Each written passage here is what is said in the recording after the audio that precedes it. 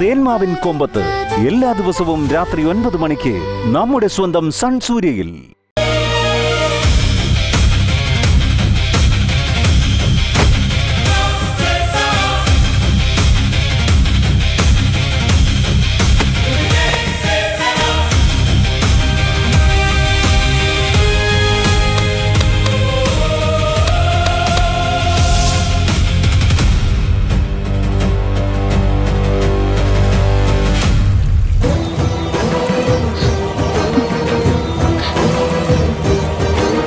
അന്ന് പാർട്ടിക്കിടയിൽ വെച്ച് സംഭവിച്ചതായിരിക്കും ഇതിന് കാരണം.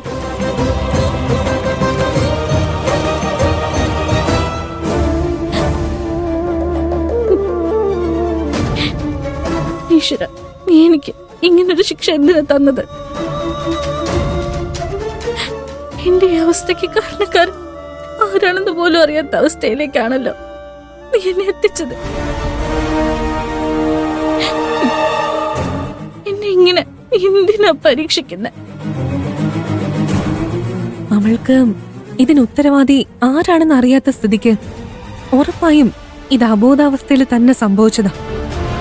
അപ്പോ കൈലാഷാണോ അവളുടെ കുഞ്ഞിന്റെ അച്ഛൻ?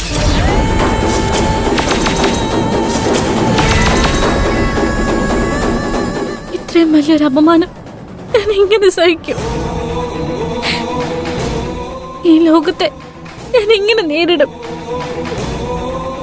ഒറ്റയടിക്ക് എന്റെ ജീവിതം നീ നശിപ്പിച്ചല്ലോ. ആ അമ്മേ പറഞ്ഞു.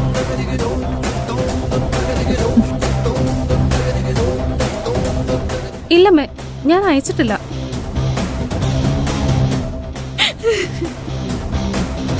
എന്തു പറ്റി പറു?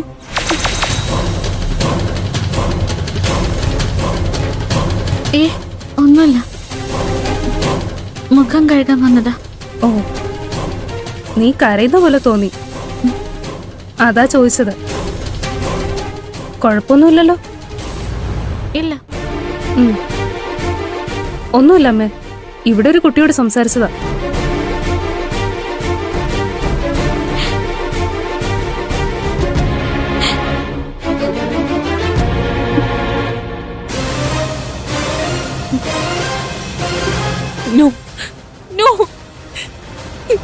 ഇതെന്തൊക്കെയാ സംഭവിക്കുന്നത്? പാർവതിയും പ്രിയനും ഒരുമിച്ച എല്ലാം ശരിയാകുമെന്ന് കരുതിയിരിക്കുമ്പോഴാ ഇങ്ങനൊരു പ്രശ്നം ഉണ്ടാവുന്ന. കൈലാഷ് ഇതറിഞ്ഞ എങ്ങനെ പ്രതികരിക്കുവോ?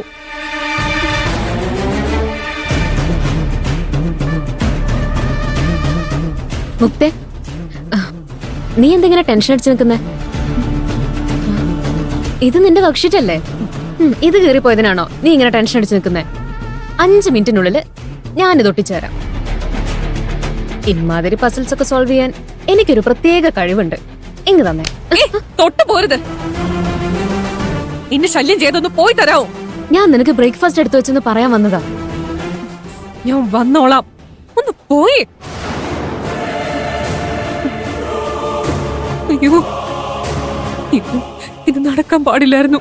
ഞാൻ ഇത്രയും വലിയൊരു തെറ്റ് ചെയ്യാൻ പാടില്ലായിരുന്നു. കൈലാഷിനെ പാർവതിയിൽ നിന്ന് പിരിക്കാൻ വേണ്ടി ഞാൻ എന്തുമാത്രം കഷ്ടപ്പെട്ടതാ.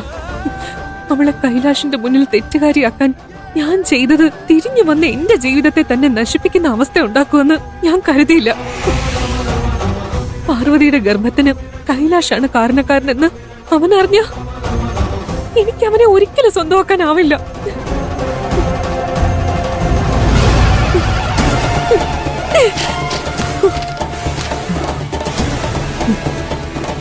അയ്യോ, ഞാനിനി എന്ത് ചെയ്യും? സീതാന്റെയും പീക്കാറങ്ങളും എന്നെ അവരുടെ കുടുംബത്തിന്റെ ഒരു ഭാഗമാക്കാൻ തയ്യാറായി നിൽക്കുക. അതിന്റെ ഇടയിൽ ഇങ്ങനൊരു പ്രശ്നം എന്തിനാ ഉണ്ടായത്? എന്തിനാടി പാർവതി നീ എന്റെ ജീവിതത്തിലേക്ക് വലിഞ്ഞു കയറി വന്നത്? നിന്നെ തോൽപ്പിക്കാൻ വേണ്ടി എന്നെ കൊണ്ട് ഇത്രയും തരം താഴ്ന്ന ഒരു കാര്യം നീ ചെയ്യിപ്പിച്ചില്ലേ? നീ കൈലാഷിന്റെ ജീവിതത്തിൽ ഉണ്ടാകരുതെന്ന് ആഗ്രഹിച്ചു എന്നല്ലാതെ നിന്റെ ജീവിതം തകർക്കണമെന്ന് ഞാൻ ഒരിക്കലും ആഗ്രഹിച്ചിട്ടില്ല പാർവതി. എന്നോട് ക്ഷമിക്കും Parvati. I am so sorry.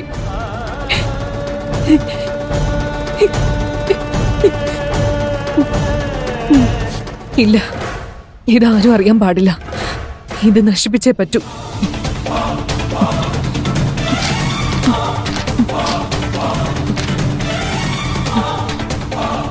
നിയന്ത്രണം കൈവിടാൻ പാടില്ല. ഇപ്പോഴാണെങ്കിൽ എല്ലാം തിരിച്ചു പിടിക്കാവുന്നതേ ഉള്ളൂ. എല്ലാം ശാന്തമായി ബുദ്ധി ഉപയോഗിച്ച് കൈകാര്യം ചെയ്യണം.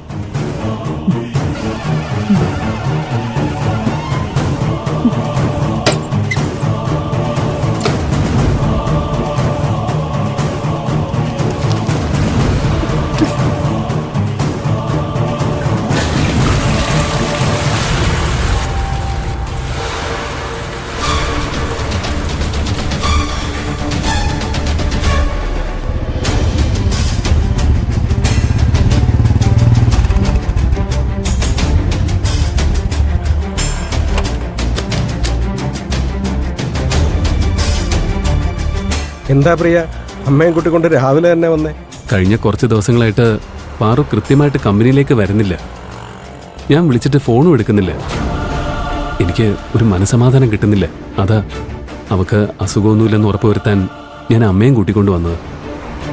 ചേട്ടൻ പാറുവിനോടൊന്ന് താഴേക്ക് വരാൻ പറയാമോ? ഇതിനു മുമ്പ് പാറു പ്രിയനെ കാണാൻ തയ്യാറാത്തതുകൊണ്ട് എന്നെ കൊണ്ട് വെറുതെ നുണ പറയിച്ചു. ഇത്തവണ ഇനി എന്ത് പറയുവോ? എന്താ ചേട്ടാ, പാറു മുറിയിലില്ലേ? അറിയില്ല മോനെ. ഞാൻ ഇത്രയും നേരം മോട്ടോർ ശരിയാക്കുന്നിടത്ത് നിൽക്കുകയായിരുന്നു. ഞാൻ മുറി ചെന്ന് നോക്കിയിട്ട് പറയാം. നിങ്ങൾ അതുവരെ റിസപ്ഷനിൽ ഇരുന്നോളൂ. വേണ്ട, നിങ്ങൾ പോയി പാറു മുറിയിലുണ്ടോന്ന് നോക്കിയിട്ട് വരൂ. ശരി, നോക്കാം.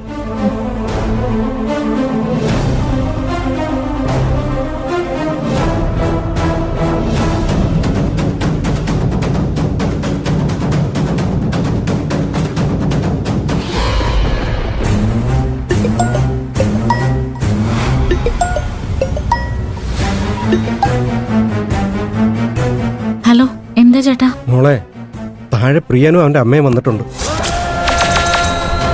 നിന്നെ കാണണമെന്ന് പറയുന്നു. നീ ഒന്ന് താഴേക്ക് വാ മോളെ. എന്താ മോളെ നീ ഇങ്ങനെ സംശയിക്കുന്നു? അന്ന് നീ എന്നോട് പ്രിയനോട് നുണ പറയാൻ പറഞ്ഞപ്പോൾ ഞാനത് ചെയ്തു. ഇന്നാ പാവം അമ്മയും കൂട്ടിക്കൊണ്ടാ വന്നത്. ഇന്നെങ്കിലും അവനെ ഒന്ന് കണ്ടൂടെ? ഇങ്ങനെ ഒഴിഞ്ഞു മാറി നടക്കാൻ മാത്രം നിങ്ങൾ തമ്മിൽ എന്താ പ്രശ്നം? പ്രശ്നമൊന്നുമില്ല ചേട്ടാ. എനിക്ക് തീരെ വയ്യ. അവരോട് ഇപ്പൊ പോവാൻ പറഞ്ഞോളൂ. ഞാൻ അവരെ വീട്ടിലേക്ക് ചെന്ന് കണ്ടോളാന്ന് പറഞ്ഞാൽ മതി. നീ പറയുന്നത് സത്യമല്ലെന്ന് എനിക്കറിയാം. ഇവിടെ താമസിക്കുന്നവരുടെ പേഴ്സണൽ കാര്യങ്ങളിൽ ഞാൻ ഇടപെടാൻ പാടില്ല. എന്നാലും പറയാം, നിങ്ങൾ തമ്മിൽ എന്തെങ്കിലും പ്രശ്നങ്ങളുണ്ടെങ്കിൽ പറഞ്ഞു തീർക്കുന്നതല്ലേ നല്ലത്. എന്തിനാ പാവത്തിന് വെറുതെ ബുദ്ധിമുട്ടിക്കുന്നത്? ഞാൻ നീ പറഞ്ഞതുപോലെ പ്രിയനോടും അമ്മയോടും പറഞ്ഞോളാം.